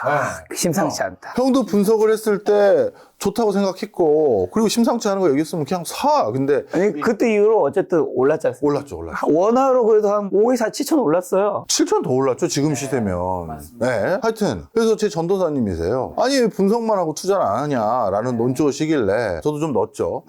그래서 한동안 그러더니 빠지더라고요. 맞아요. 그래서 장난삼아 계속 카톡으로 김 작가 오늘도 빠졌다. 김 작가 내일도 빠지니? 하면서 막 장난을 쳤는데 지금은 다시 해피한 상황이 됐는데 맞습니다. 뭐 사실 그때 이제 장난친 거고요. 오를 거라고 저도 그때 예상을 했고 하방이 이제 단단한 상품이 된 것 같습니다. 네. 그 하방이 아무래도 다음 질문 연결될 텐데 기관 투자자들이 비트코인 현물 ETF 자금 유입이 계속되고 있는데 이런 기관 자금의 유입이 비트코인 시장 변동성을 줄이고 안정성을 높이는데 당연히 기여하는 거겠죠. 그렇죠. 그리고 비트코인에 대한 인식 전환으로 이제라도 투자해야겠다는 사람은 점점 늘고 있고 그리고 지난달인가요? 프랑스 정부에서는 지금 프랑스 의회에 입법 계류되어 있는데 아직 통과를 못했죠. 네. 뭐냐 하면 프랑스 원전에서 잉여 전력이 생겼을 때 그걸 기반으로 비트코인 채굴하자. 뭐 이런 법안까지도 지금 발의가 된 상황에서 비트코인에 대한 인식 전환은 많이 됐지만 이제 추가로 캘 수 있는 양은 사실 얼마 안 남았어요. 2,100만 개니까 그렇죠. 지금 거의 한 2천만 개 정도 캐졌던데. 그러니까 이제는 뭐 다른 밈코인들처럼 또 발행되고 또 발행되는 그런 게 아니란 말이에요. 시소해버렸습니다. 그러니 하방은 막혀버렸어요. 그리고 상방은 좀 열려있는 편이고 그래서 제가 비트맥시는 아닙니다. 네, 비트맥시는 아니지만 어느 정도 아직까지 기대감 신뢰감을 가질 수 있는 요소들이 너무 커졌다. 그리고 비트코인은 아니지만 스테이블 코인이라든가 다른 코인 시장에 대한 제도권화는 전반적인 코인 시장에 대한 신뢰감과 무게감을 더 주는 요소고, 그럼 비트코인이 더 달려갈 수 있는 요소들이 더 많아지는 거예요. 그리고 아주 특이하게 이더나 다른 스테이블 코인으로 돈 번 사람들이 뭐 부동산 사는 경우도 많죠. 전 부동산을 주로 많이 봤고, 우리 주변에서도 코인으로 돈 번 사람들 다 부동산 많이 취직했잖아요. 근데 그 다음으로 또 많이 가지고 있는 게 이분들이 비트코인이에요. 무슨 삼성전자 주식 사고 이런 거 별로 없어요. 오히려 비트를 더 사요. 그래서 다른 코인 시장에서 돈 번 사람들이 또 재투자하는 대표적인 수단이 비트더라고요. 근데 제 생각에는 가상자산 시장이 앞으로 은행을 잡아먹을지 신용카드를 잡아먹을지 가상자산에서 슈퍼앱 같은 게 나올 가능성도 높아지고 있는 세상에서, 그러면 이제는 야, 그쪽에서 돈 번 사람들은 당연히 가재는 개편이라고 비트에 돈 더 넣을 텐데, 저는 상방이 훨씬 더 열린 것 같은데요. 근데 트럼프가 말한 비트코인 전략적 비축 자산은 진행되고 있는 거예요, 이게?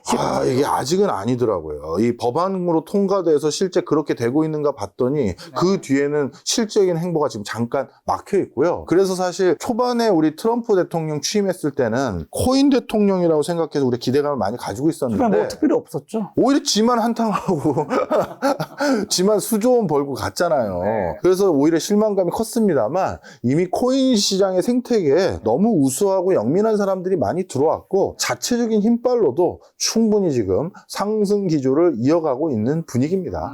그리고 마지막 부동산만 가볍게 좀 몇 개 드릴까 하는데, 최근 증시와 금 등의 자산 시장으로 유동성이 몰리면서 어쨌든 자산 가격이 많이 상승했는데, 이런 자금 흐름의 변화나 수익들이 부동산 시장에 어떤 신호를 좀 줄까요? 부동산 시장도 사실 지금은 이건 또 구분을 좀 해야 됩니다. 서울은 상승 기조로 완전히 또 돌아섰고요. 그리고 서울의 상승 기조는 과거에는 상급지와 중상급지 중심으로만 상승 기조였는데, 이제는 강북 지역까지도 올라가 버렸습니다. 지금 며칠 전 뉴스 보니까 마포구가 국평이 30억 근처까지 왔더라고요. 그러니까요. 그래서 이제는 국민들이 더 이상 부동산을 잡아주겠다, 적어도 서울은, 아니면 서울 집값은 떨어진다라는 거에서 더 이상 신뢰를 안 갖고 이제 베팅을 더 하신 것 같아요. 예, 그렇게 하신 걸로 보여져서 서울은 전방위적인 상승, 그리고 서울에 가장 근접한 수도권도 상승 기조로 돌아선 분위기가 돼버렸고요. 지방의 최상급지도 상승으로 돌아선 지역들이 많습니다. 그래서 전고점 근처까지 온 지역들도 많은 상황이고, 대신 나머지 지역에선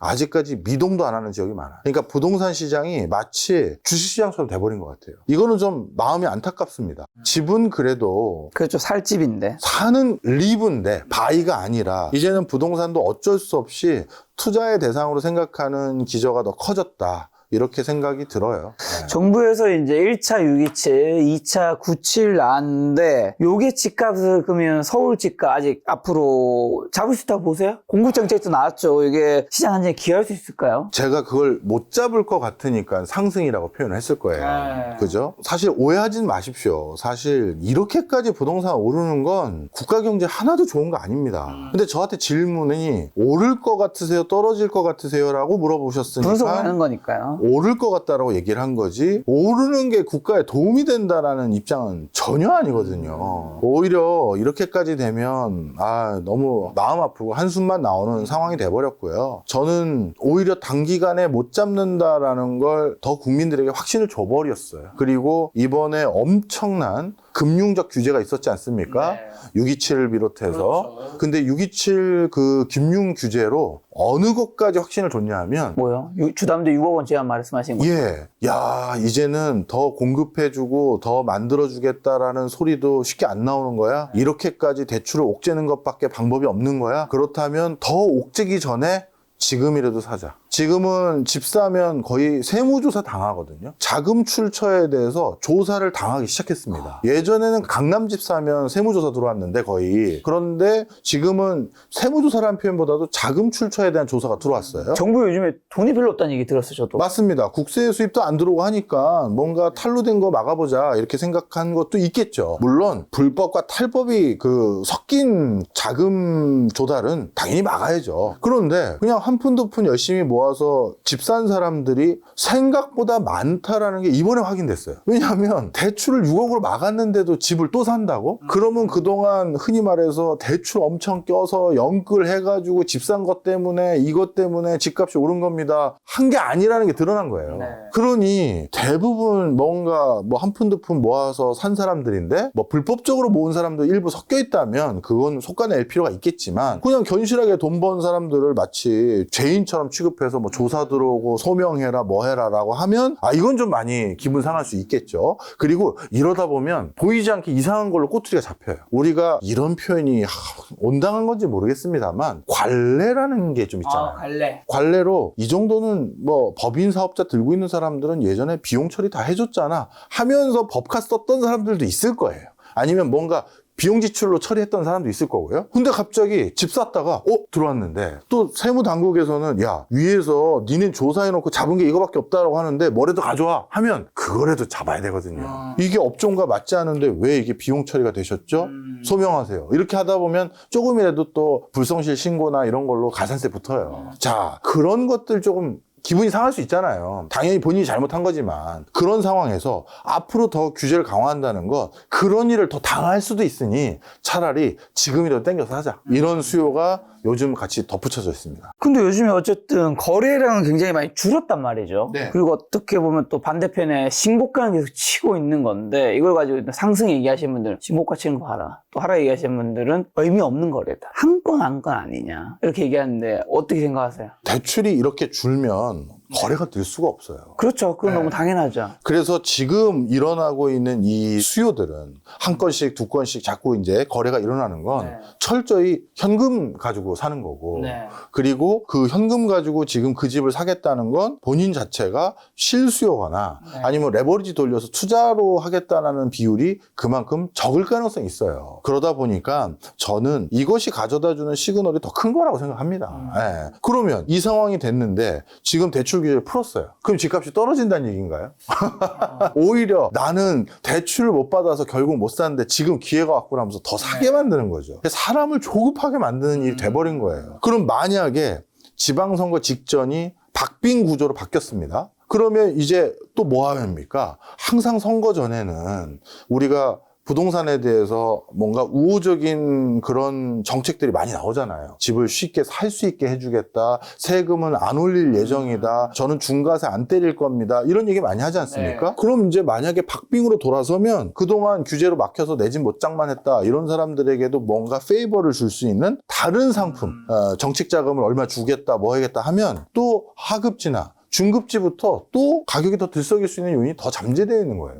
근데 집값 얘기하실 때 지금 교수님이 집값이 오르기를 희망하고 뭐 그렇게 되길 바란다가 아니라 그냥 그렇게 분석하고 데이터를 통해서 전망한다고 해주셨는데 어쨌든 지금 현재는 서울 집값이 오르고 있는데 여전히 이게 신고가 지키는 게 의미가 없고 하락한다 얘기하시는 분들도 있잖아요. 네. 그럼 그분들이 말하는 거에는 좀 희망이 섞여 있다고 보시나요? 저는 저희가 뭐 대표적인 하락을 많이 말씀하셨던 분들하고도 되게 친분이 있잖아요. 네, 어마어마한 친분들이 있죠. 근데 그 형님들, 그 동생들하고 술 한잔 많이 하지 않습니까? 많이 하면 실제 그렇게 생각하시잖아요, 근데.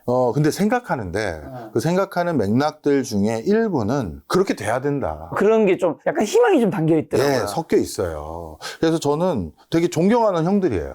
근데 똑같은 바램을 가지고 있죠. 그런데 그걸 표현하는 방식이 다른 것 같아요. 예를 들어서 바라는 것만 학자들이 또는 뭐 전문가들이 방송에서 나와서 얘기하면 우리 흔히 말해서 와치독 기능이라고 하죠. 경비견, 정부를 견제하고 정부의 따가운 비판을 하면서 워딩을 때리고 경고하는 그런 역할은 누가 하는 거죠? 그렇지 않습니까? 그래서 오를 상황이면 오를 거다, 폭등할 거다 얘기를 해줘야 발등에 불 떨어져서 야 이거 빨리 우리 뭐라도 하자. 이걸 정부에게 우리가 반강제적으로 유도하는 역할이 있는 거다라고 그냥 상승이라고 생각하면 상승이라고 얘기하면 된다. 우리에게 어떻게 되는 걸 바람직한 건지 물어본 게 아니라 어떻게 될 것 같다고 물어보니까 그렇게 하는 게 맞다. 얘기를 저 같은 사람은 그렇게 한 거고 일부 분들은 그렇게 전문가라는 사람이 상승을 얘기하면 진짜 상승이 기정사실화되고 그런 분위기가 더 고조되는 거 아니냐 그렇게 걱정하는 형들인 거예요. 있죠. 네. 그래서 저는 사석에서는 그분들의 충심을 누구보다 개인적인 자리니까 좋은 분들이죠. 길게 듣고 많이 들었기 때문에 왜 그렇게 많이 말씀하셨는지를 아는데 가끔 뭐 저도 틀릴 때 많거든요. 진짜 저도 틀릴 때 많은데 너무 또 상승 기조가 또 요 근래 오래됐다 보니 또 너무 가파르게 오르다 보니 댓글에서 강하게 좀 한 소리 들으시는 것 같더라고요. 몇 분들은 그럴 땐 좀 마음이 아프죠. 네. 근데 어쨌든 이렇게 거래량도 없는데 신고가 치고 이제 많은 분들이 좀 헷갈리실 수 있을 텐데 이럴 때는 뭐 거래량, 호가, 실거래가 지표 뭐 다양한 부동산 관련된 지표가 있는데 그 중에서 뭘 봐야지 이 상황을 그래도 가장 희망이 아니라 그냥 가장 좀 객관적으로 분석할 수 있는 걸까요? 그러면? 일단 거래량이 많아야 실제 시장의 상황이 온전히 반영이 됩니다. 지금 현재 그 실제 반영이 온전히 되는 건 아니다. 맞습니다. 예를 들어서 우리도 한번 그 누가 저희들한테 찾아달라고 전화 온 거 기억 안 나세요? 뭘 찾아줘요? 어떤 사업하시는 분인데 급전이 필요해서 자기가 살고 있던 압구정 현대 아파트를 20억 싸게 매물을 내놓을 테니 한 달 안에 입금만 해주면 20억 싸게 던질 테니 제발 좀 찾아달라. 그때 기억나시잖아요. 네. 만약에 그 매물이 하나가 실거래가로 찍혔습니다. 그럼 그게 시장 상황을 대변한 게 아니잖아요. 그건 아니죠. 그 사람의 개인적인 상황을 대변한 거지. 네.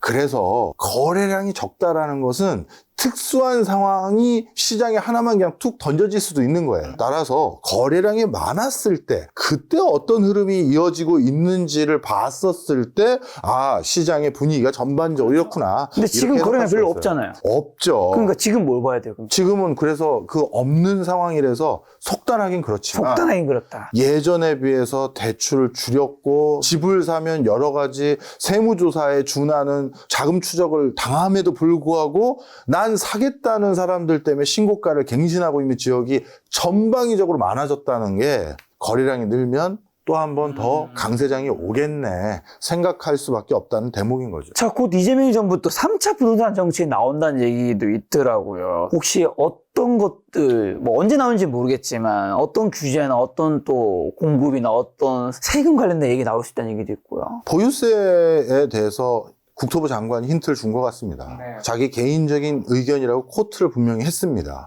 네. 그런데 부동산 시장에 가장 상급지 사는 사람들의 가장 큰 고민은 보유세예요. 매년 내가 이 남들이 부러워하는 정말 이 초상급지에 사는 대가로 매년 세금을 3천만 원씩 내라. 예를 들어서 압구정 현대나 청담의 아주 아니면 한남의 아주 프리미엄 거기에는 매년 한 5천만 원이나 1억씩 내라. 이거만큼 부담스러운 건 없어요. 부담되죠. 네. 그러면 그분들이 그 보유세를 그 금액으로 때린다는 소리를 들으면 야, 내가 무슨 뭐 엄청난 무슨 갑부 노릇한다고 그 돈을 내면서 여기 서 있어? 그렇죠. 이렇게 생각하면서 그러면 이 엄청난 보유세를 내라는 지역이 아닌 지역이나 덜 내는 지역으로 이탈을 하게 됩니다. 그러면 그렇게 순차적으로 이탈하게 되면 자연스럽게 부동산 시장의 흐름이 좀 바뀌어갈 수 있는 여지가 있다라고 보는 거예요. 그래서 가장 무서운 건 보유세입니다. 그런데 국토부 장관이 개인적인 입장이다 하면서 보유세에 대한 입장도 피력을 했는데요. 저는 그런데 그게 보유세를 본인들도 부과하기에 정치적으로 너무 큰 부담이 있다라는 걸 반증하는 거예요. 그러니까 나 진짜 그럴 수 있어. 나 개인적인 생각이지만 개인적인 생각이라 얘기하면서 나 진짜 그렇게 할 수도 있다 하는 건 제발 좀 올리지 마세요. 제발 좀 집값 좀 더 이상 안 올랐으면 좋겠어요. 이런 바람이 들어가 있는 거지. 진짜 할 거면 저런 식으로 냄새만 풍기지 않죠. 어떻게 보면 그런 코멘트를 하면서 여론이 좀 어떤가 한번 확인하는. 그리고 제발 겁 좀 먹고 네. 잘 안 샀으면 좋겠다. 이게 대출 규제를 이렇게 한다는 거 그냥 이사도 가지 말라는 거예요. 이사도 가지 말라는 거예요. 예. 자, 그럼 부동산 정리하는 걸로 공급 부족 문제, 전세 시장 요즘 또 불안 맞물려서 더 큰 폭의 집값 상승 불러온다는 우려도 있습니다. 내년부터. 올해 4분기나 내년 수도권 부동산 매매 전세 시장 예측해 주신다면요. 큰 폭으로 상승되나요? 지금 흐름으로는 뭐 큰 폭의 상승 기조 이어간다라고 말하는 게 맞지 않을까요? 서울은. 그래서 그런 흐름이 계속될 것으로 보여지고요. 새 정부가 들어섰음에도 불구하고 전향적인 공급 대책은 나올 수가 없는 거구나. 확인이 된 겁니다. 2차 구출 공급 대책 때 공급은 실질적인 안정에 기하기 좀 힘들다 보시는 것 같네요. 일부 하락을 적극적으로 얘기하셨던 분들조차도 최근에는 이 97 대책 이후로는 나는 더 이상 하락을 얘기하기가 힘듭니다라고 입장을 바꾸신 분들이 꽤 계시잖아요. 그것도 오해하지 마십시오. 모든 전문가는 경제 상황 바뀌면 입장을 바꾸는 겁니다. 너무 당연하죠. 네. 아니 그 세계적인 석학들만 모여있는 IMF도 매월 경제 전망치를 수정해서 다시 발표해요. 그러면 지난달 건 뭔데 소리가 나오는 게 아니 상황이 또 바뀌었잖아요. 뭐 연준 점도표도 계속 바뀌는데. 그러니까요. 너무 타박하지 마시고요. 그냥 기대를 해본 거죠. 그분들은 저와 달리 야, 이 사람들은 할 수 있어. 이 사람들은 뭔가 할 거야 생각했다가 확인을 해봤더니 야, 이거 당분간 안 될 것 같은데 그래서 그냥 입장 바꾸신 거예요. 그래서 요즘은 국내 대표적인 하락을 많이 얘기하시는 분이 남아있나요? 요즘에 많지 않죠. 이젠 거의 저랑 친하게 지낸 분들도 이러면 가장 온건한 말투가 하락을 기대하기는 힘들어지는 상황입니다. 요런 식의 표현들까지는 하시는 것 같던데 지금 그래서 이 97이 생각보다 공급을 못 하겠다는 얘기네 라는 걸로 해석됐던 것 같아요. 약간 그런 거랑 좀 비슷한 것 같아요. 부동산도 그렇고 비트코인도 저는 약간 비싼 느낌이 드는 게 비트코인도 옛날에 지금 한 5년 전만 해도 뭐 똥이라 얘기하시는 분도 있었고 이거는 뭐 쓸모없다 얘기하는 사람 되게 많았고 언젠가 빵원이 된다는 얘기도 많았지만 어쨌든 결국에는 지금 굉장히 많이 올랐잖아요. 그러다 보니까 옛날에 가치 투자하신 분들이 옛날에 안 좋게 얘기하셔도 지금은 코멘트가 조금은 부들부들해져서 나는 그냥 가치를 측정할 수 없는 것에 투자하지 않는다. 이렇게 코멘트가 바뀌더라고요. 그러니까 부동산도 약간 하락 얘기하시는 분들이 시장이 어쨌든 계속 올라버리니까 강하게 얘기하기에 부담스러워지는 부분이 좀 있는 것 같은 거예요. 그런 것 같아요. 그리고 제가 이게 정말 오늘은 오해하지 마십시오. 그냥 개인 투자하시는 분들을 위한 방송이니까 이런 말씀 하나 드리면 투자할 때를 제가 그동안 저도 한 20년이 뭐예요. 이제 뭐 근 30년 좀 안 되게끔 저도 개인 투자도 했고 대학교 때 투자 동아리도 했었고 뭐 학교에 그 스튜던트 인베스트먼트라고 카이스트에서는 그 학생 투자 펀드가 있어요. 네, 그걸 가지고 운영했던 거기도 해봤었고 다 했는데 결론이 하나 뭔지 아세요? 정부가 하지 말라는 걸 해야 돼요. 비트코인 악의 축이라면서요.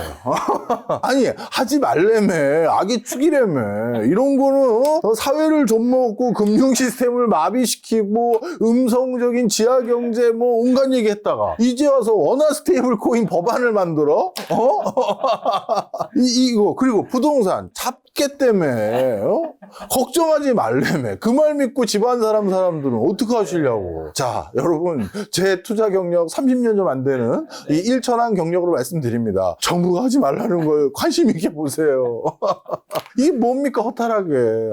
그만큼 이제 너무나도 또 거기 시장이 폭등하게 되면 또 피해가 있을 수도 있으니까 정부는 이제 그런 말을 했던 것 같은데 마지막으로 추석이 지나가고 있는데 추석 때 아무래도 친척분들도 만나고 오랜만에 가족들도 만나고 친구들도 만나다 보면 이제 당연히 이제 나이가 들고 30대만 지나가도 특히 40대 넘어가면 제가 봤을 때 이야기 한 80%는 돈 얘기인 것 같아요. 네. 뭐야 돈 벌고 뭐 넌 어떻냐 앞으로 뭐 투자는 어디 하냐 이런 얘기 할 텐데 지금 이제 투자를 잘 하셨던 분들은 뭐 웃음꽃이 피겠지만 투자를 못한 분들은 상대적 박탈감이라든가 이런 걸 굉장히 많이 느끼고 있는 시즌일 거란 말이죠. 탁 추석 끝나고 나면 이제 싸움이 일어날 수도 있고 부부끼리 돌아가가지고 요럴 때 그런 개인분들에게 약간 상대적 박탈감을 갖고 있는 분들에게 뭔가 위로라든가 조언 한마디를 좀 해주신다면요. 따뜻한. 전혀 불효할 거 없습니다. 투자 시장에는 매번 새로운 기회가 늘 쏟아집니다. 단 내가 투자하는 습관이 안 들고 투자 마인드가 없고 그러다 보니까 늘 주저하다 보니까 타이밍을 놓치고 타이밍을 놓쳐서 성과가 안 좋으니 또 멀어지는 이 악순환이 되는 거예요. 그런데 저도 마찬가지입니다. 요즘은 대세 상승이니까 저만 돈 번 게 아니잖아요. 그렇죠. 모처럼 저도 돈 번 거거든요. 자, 종목을 10개 사잖아요. 그럼 우리나라에서 잘하는 정말 제 멘토 같은 역할을 하는 투자 대가들도 10개를 살면 한두 개가 빵 터지는 거예요. 저에게는 이번엔 오랫동안 들고 있었던 삼성전자에 물이 들어온 거죠. 예. 그런데 나머진 건 어떻게 되느냐? 이젠 리스크 관리예요. 너무 크게 떨어지고 나서 그런 소리 하시면 안 돼요. 나 이거 원래 자식 주려고 샀다. 그러면 안 되고요. 어느 선이 있어서 그 선을 지키고 반드시 그거를 쳐서 내가 이제 손절이라고 내가 생각했던 구간에 들어오면 뒤도 안 돌아보고 조금 잃더라도 던지셔야 큰 종잣돈 날리는 걸 막을 수가 있어요. 맞습니다. 누구나 오판을 합니다. 백전백승하는 장수가 어디 있습니까? 이 기회 주셨으니까 제가 마지막으로 하나 얘기 드릴게요. 제가 요즘 크게 투자에 손해봤던 게 딱 2개 있어요. 이거 유튜브에 다 있습니다. 저는 손해본 것도 다 얘기 드리고 약간 돈 번 것도 다 얘기 드리는 게 첫 번째는 예전에 제가 3프로 TV 밤에 진행했을 때가 있어요. 슈카랑 같이. 그때 그 언저리 언제일 때예요. 그 언저리 언제 때 찰리 먼거가 그 워렌 버핏의 동업자 아닙니까? 세계적인 투자의 대가시고 자기가 이 말년에 정말 보석 같은 종목을 찾았다는 거예요. 그게 뭔가 했더니 알리바바였어. 그리고 그 찰리 먼거가 뭐라고 얘기했는지 제가 전문을 다운받아 봤거든요. 주주총회 얘기도 들어보고 다 봤는데 그 사람이 추천했던 그 계량적인 얘기들 그리고 정성적인 얘기들 다 봤더니 다 말이 돼요. 야, 먼거 형님이 또 간만에 좋은 거 하나 발견하셨네. 저도 또 적지 않은 돈이 들어갔어요. 그런데 어떻게 됐느냐? 그 뒤로 5분의 1 토막이 났나? 이유는 간단합니다. 진핑이 형이 갑자기 마윈을 안 보이게 하고 그리고 그 알리바바 가지고 있는 자금들의 적지 않은 돈을 뭐 갑자기 기부하라고 해버리고 막 신규 사업 막아버리고 해버린 거죠. 그러니 이제 완전히 흐름이 바뀌어버린 거고요. 두 번째가 또 뭐였느냐? 이거는 슈카 채널에 출연해서 제가 얘기한 건데 2차 전지 관련하는데 투자했다가 좀 잃었어요. 그 2차 전지 한참 저 위로 올라갈 때요? 예. 한참 올라갈 때. 물론 우리가 알고 있는 그 가장 개인 투자자들이 손해 많이 봤던 그 종목들 말고요. 이게 편하게 말씀드리면 포스코 쪽에 일부 넣었어요. 포스코. 네. 그것도 좀 많이 올라갔다 떨어졌지 않습니까? 물론 2차 전지만 보고 들어간 건 아니지만 2차 전지가 큰 맥락이었는데 그 두 가지의 학습을 통해서 저 또 이제 제 투자 전략 바꿔야죠. 뭐다? 앞서 말씀드렸잖아요. 이게 방송이 잘려나가니까 진한 편일 수도 있는데 이제 뭘 봐야 된다? 시장만 보면 안 된다. 정부의 정책 기조가 투자의 항배에 굉장히 중요한 요소다. 그러니 찰리 먼거 같은 사람도 종목 잘못 정하는 거예요. 상황 잘못 읽어서. 이제는 공권력이라는 게 회사의 직접적인 경영에 제약이자 변수가 됐어요. 2차 전지도 결국 트럼프가 나 이제 전기차 당분간 안 해. 나 뭐 안 해. 해버리니까 이렇게 된 거잖아요. 그래서 제 요지는 무슨 얘기냐면 누구든지 크게 손실을 볼 때도 있고 다시 이득을 볼 때도 있는데 소극적으로 아무것도 안 하면 기회는 없어요. 맞아요. 저 너무 공감 가는 게 저도 이제 박종호 교수님과 함께 친하게 지내는 모 이제 유튜브 쪽에 계신 분 한 분이 한 몇 년 전에 저한테 한 2, 3년 전이었던 것 같아요. 한국 주식 하나, 미국 주식 하나를 추천해 줬어요. 근데 미국 주식이 넷플릭스였어요. 이게 너무 알려진 거니까 안 샀죠. 아니야. 그 한국 주식을 샀어요. 한국 주식은 마이너스 40% 박살났어. 그게 뭐죠? 한국 알려줄 수는 없습니다. 그럼 그분이 누군지 알 수 있기 때문에. 근데 넷플릭스 엄청 오른 거 보면서 나중에 물어봤죠. 야, 근데 그 종목 어떻게 됐냐니까 자기는 팔았대요. 그런 건 얘기를 하라고. 내 그 사람 누군지 알잖아요. 어? 그 친구 가끔 연락을 안 해. 자기만의 세상에 빠져 있고. 아이고 참. 그래서 여러분 너 지금 제가 연락 좀 해. 유튜브 상에서 굉장히 실제 그분은 되게 투자를 잘하고 똑똑한 친구예요. 엄청나죠. 근데 그런 분들조차 저는 박사님 아까 교수님이 해준 얘기 동감 갖는 게 10종목 중에서 8개, 9개 다 대박 나는 게 아니에요. 아니에요. 그 친구가 굉장히 그 최근 몇 년 사이에 자산이 많이 불어났는데 그 한두 개가 크게 몇 배 오르니까 자산이 엄청나게 오르고 그리고 나머지 그 박살난 것들은 끊더라고요. 적절한 지점에서. 뭐 저야 그 친구와 비교할 정도가 안 되는 작은 규모의 자금이지만 근데 저에게는 그 한두 번의 이번의 성과는 삼성이었던 거고 그동안 제가 이거 오판했구나 했던 건 2차 전지 일부 종목과 그 다음에 알리바바였던 것이었고 원래 투자라는 게 그런 겁니다. 위기 관리만 잘하면 반드시 기회는 또 있습니다. 시청자 여러분들과 함께 김작가TV에서 꼭 그런 종목 찾아서 함께 공유한 시간 가져보도록 하겠습니다. 다음번에 또 교수님 모시고 좋은 이야기 들어보도록 하겠습니다. 올만 여사님, 박정희 교수님이었습니다. 시간을 소중한 시간 함께 해주셔서 정말 감사합니다. 오늘도 김작가였습니다. 고생 많으셨습니다. 감사합니다.